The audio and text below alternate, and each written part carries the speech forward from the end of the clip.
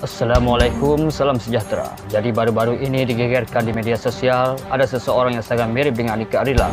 Oleh kerana itu, tim kami terus mensurvei lapangan untuk mencari tahu di mana keberadaan sosok yang sangat mirip dengan Nika Ardila. Oleh kerana itu, mari kita saksikan foto-foto berikut ini.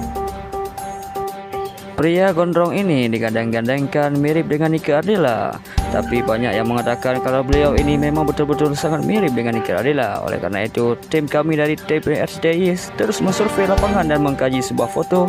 Memang beliau sangat mirip Nika Ardila. Oleh karena itu, dia memang sangat mirip Nika Ardila dan dia bernama Tukou.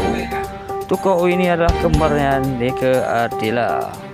Sekian dan terima kasih.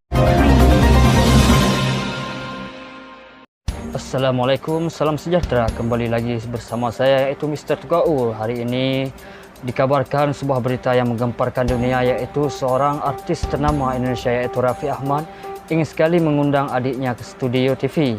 Mari kita saksikan video berikut ini.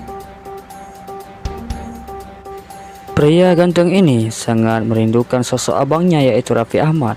Dengan pernyataan di video ini, ia sangat ingin dipanggil oleh Raffi Ahmad ke acara TV. Mari kita dengarkan video berikut ini.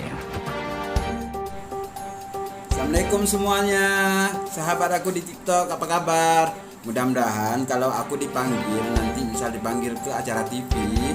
Oke, saya akan berkemas dan saya akan bersolek dan saya akan semuanya, pokoknya kalau dipanggil aku nanti ke acara TV hitam putih atau nanti ke Trans 7 atau nanti dipanggil ke acara dangdutan atau acara di mana-mana seluruh Indonesia atau seluruh dunia, minta doanya kepada kalian semuanya ya, biar agar saya masuk TV. Bye, assalamualaikum.